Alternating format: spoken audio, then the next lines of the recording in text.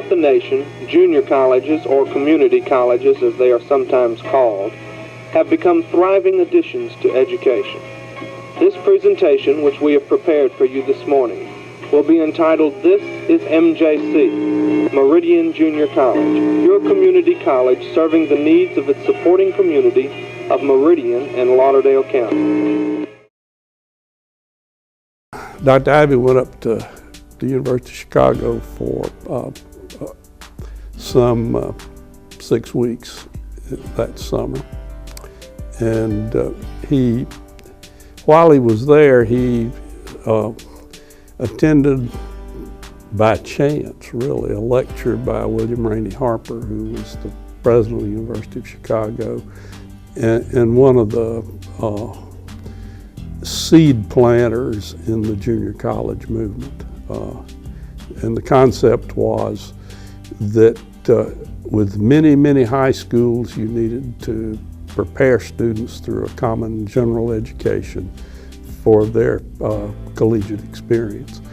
And so he talked about the junior college, or the first 2 years of the baccalaureate program, as a general education program. Got board approval to build a new high school junior college campus and redesign the school district. Got the bond issues. So the building that you now know as Meridian High School was built in fact, the sign, when I came to Meridian in '63, the sign on it said Municipal Junior College. Dr. Ivy retired in '52. And he was followed by the president of East Central Junior College, who was Lindsay Todd, L.O. Todd, Dr. Todd. Dr. Todd had, as a school superintendent in Meridian in 1952, you had the beginning of the baby boom entering school, so your demographic curve was swooping up. And part of the answer was, well, we'll move the 13th and 14th grade out, and we'll move the 10th grade in. '63, we were busy trying to prepare for the move to this campus. It's 47 years ago as I speak. That's 47 years, 64, 65, when we were at Stevenson School. So we had built up such a camaraderie and such dedication with the students and the faculty, and the idea came up that why don't we move? And then this Ivy building, the one building out here, was being built. And so the question was, we've got to get from Stevenson to out here. So it was suggested that the students and the faculty move the college. Well, it's really unbelievable, isn't it? But it happened, where the plans were made to organize in teams, and each faculty member had a team, and they had a name, like Edna Miller, Miller's Movers, and you had Francis Hardy's Pages from the library, and we had Breck's Bugs, Miss Breckenridge. So we had, the names were fun, but the teams for that faculty member got the name for that team. And and they were having fun along the way. They got their own vehicles for the parade. So imagine, I don't know what insurance did at that time, but back then it seemed to be okay. So and the vehicles that we had, and they each were to decorate their vehicle. So the idea was, and they had to come out here and see where they were going on their own, and so that they would know where they were putting each piece of furniture, where they were putting the books, and so on, or anything that had been in that teacher's room, or any equipment. And naturally it had to be carefully moved, but when you look at some of those vehicles and trucks, you wondered how careful it was. It is the day we move. That was a little I think we thought about it as Z dash, but right now when I read things, it looks like ZEE, but it's just but the main thing was it was the day we moved. As we were planning, we had many planning sessions, and we were trying to come up with something catchy that might stick, and the day we moved is the one that was settled on. One of the things that Dr. Todd got done that was overdue was extend Harris High School, the high school for African Americans that the Meridian District operated, to Harris Junior College, and it became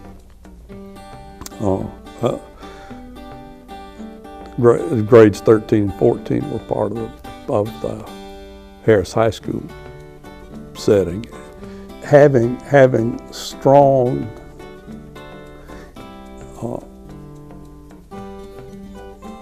historically black schools made the early days of desegregation much easier. In the fall of '69, the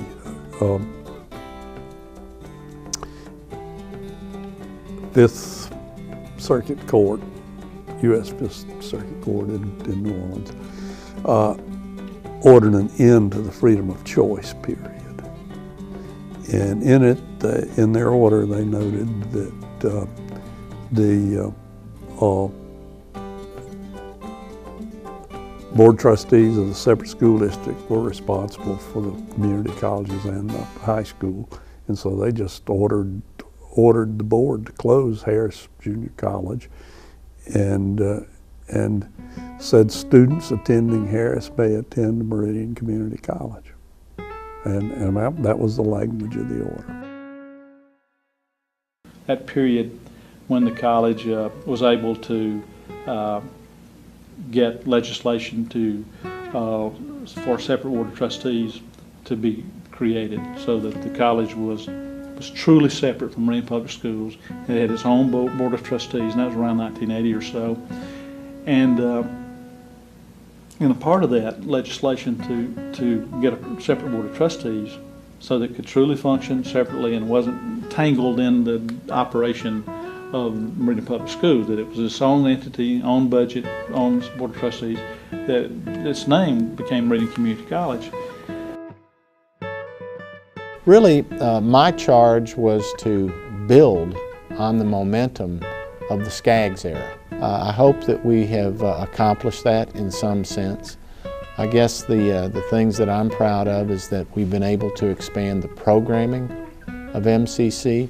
A great example would be, our nursing program. This year we graduated more ADN nurses than any community college in the state. And that says a lot.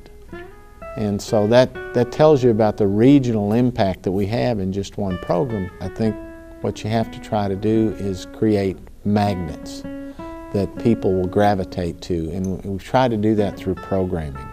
We've added several career and technical programs to give people new reasons to be associated with MCC. You have to try to reinvent yourself from time to time to remain viable. And I think we've done that. So many great things. I've met so many students. Sometimes we are not aware of how we impact our students' lives until they come back later and tell us what a great influence you had over our lives. Working with the MCC family, and I've worked with the MCC family for now almost 30 years. So it's a part of me, can't get rid of it. I love it, greatest family ever. Yeah, dual credit classes. When I was a junior and a senior, I was able to attend and take some classes, which made it a lot easier whenever I went off to my university at the W, because I'd already had those classes, and I'd already had that experience, and I knew what was expected of me when I went off to school. So that prepared me a lot for college life, MCC. And I was very inspired to come because of my mother, because she worked here. So it was just that much easier for that influence to make me want to come and take those classes. But they were moving my office from upstairs in the Ivy building to the new theater workshop, and wing was added on back there where it is now, the Ivy building. And my temporary office was a closet where the old media center was, where the radio station was. I don't know if you remember that. It was a cubicle. And I could barely get a desk and a chair and a student in there, two chairs and a student there at the same time. Well, they finally said, that's too small. You know where they moved me next? And I accepted it. They said, well, if you want a bigger office, where do you want to go? I said, well, the dressing room over there on stage left in the theater. So, okay, if that's where you want to move my bookcase, everything. The only thing, there was a urinal in there that ran constantly. When Ripple came to interview for her job as a speech teacher, forensics teacher, I interviewed her in the bathroom, literally. And years later, she said, you know, that was the strangest experience I've ever had, to be in a bathroom for a job interview. Well, the funny thing about the aerobics is, when we started the land aerobics, then I had a friend, and she had written to her friend and said, I'm taking aerobics. And the friend wrote back and said, what are you doing taking acrobats? So she didn't realize what the aerobics was. But we started out with dance aerobics. And then some of the males didn't like the word dance, and so we just changed it to aerobics. But we started that back in the 70s, and then and it was fun.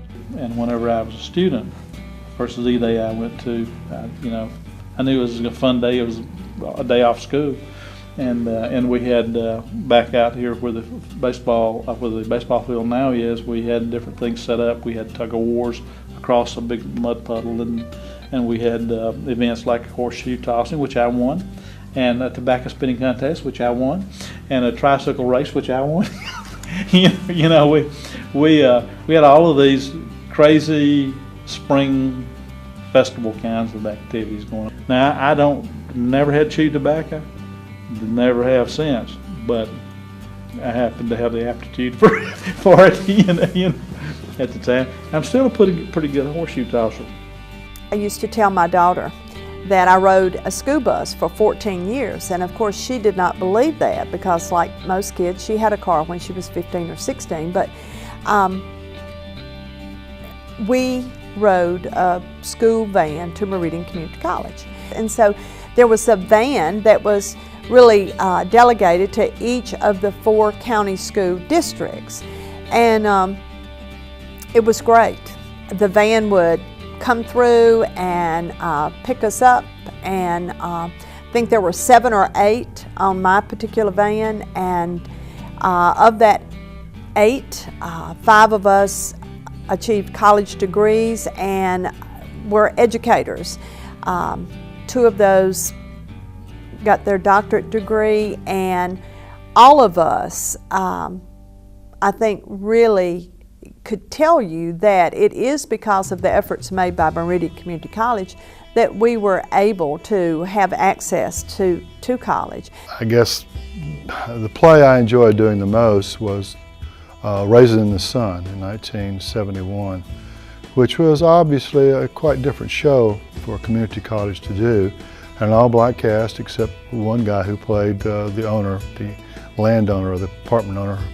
No, it's a subdivision Chicago owner who comes in to tell them the whites had voted them not to enter into their subdivision because they were black. I had an excellent actress, a black actress, and a young guy who actually worked in the media center at that time. And he worked harder than any student I've ever had to do the lead role, the Sidney Poitier role. Everybody said, he's not going to be good, Ronnie. You're wasting your time on this guy. But Johnny Beeson was his name, and Johnny just blew everyone's mind off charge because he was better than Sidney Poitier, in my opinion. We were at the pool, and one of the lifeguards walked by, and I noticed he was up on the little ramp, and I noticed he went by in a hurry, and then I noticed some giggling, and one of our females had changed clothes out by the pool. So then I get a phone call from Dr. Roberts, and he said, Mrs. Damon, what is going on over there? Of course, as it turned out, he was joking, and the person that changed clothes did not mean any harm, but she was from a country that was not unusual to do. So we had a lot of fun, and Dr. Roberts laughed about it too, but when he calls him, Mrs. Damon, what is going on over at the pool? And so quickly, I didn't know how words spread. I think that Meridian Community College is close to home.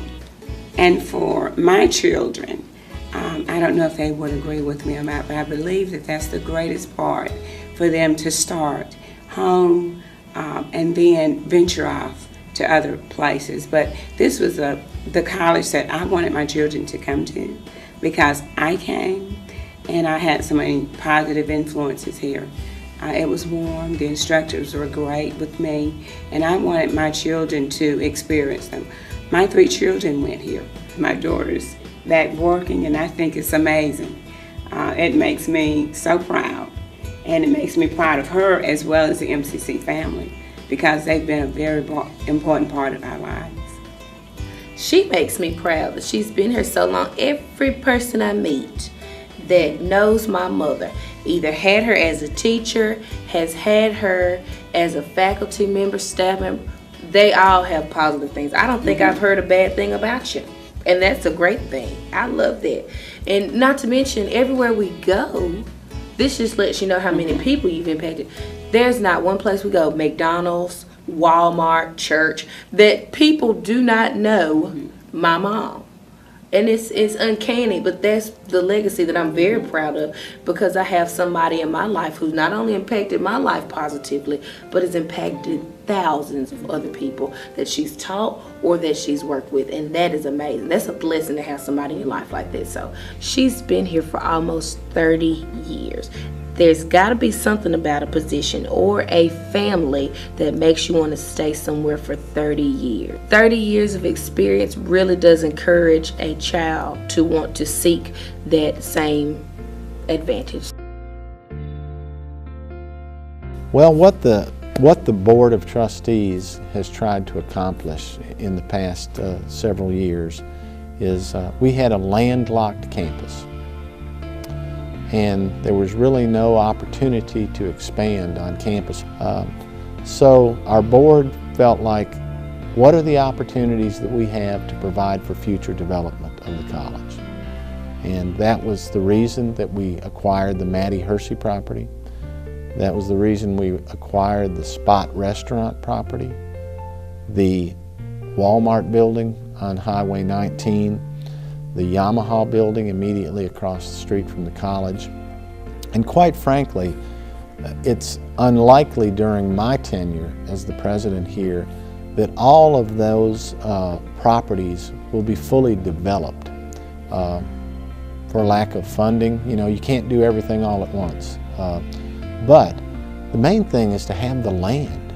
You know, you can't replace land. And if someone else were to have acquired those facilities, we would have lost the opportunity into the future to, you know, whether you eventually, for instance, tear a building down, you've still got the land and it's still in juxtaposition to the campus. There's the paramedic program. That adds to the cadre of health occupations programs that we already have. And it's undeniable, of course, that one of the real foundations of our economy in Lauderdale County is health care. So we have all these great health care programs, some of which we've added, others of which we've expanded. And as long as I'm here, I'm going to continue to look for ways to increase our business in that area. Why?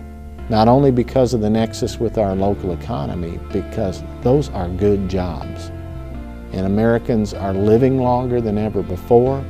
There's probably going to be more and more opportunity in health care, and our students will therefore have the great opportunity to provide for themselves and their family by pursuing those careers.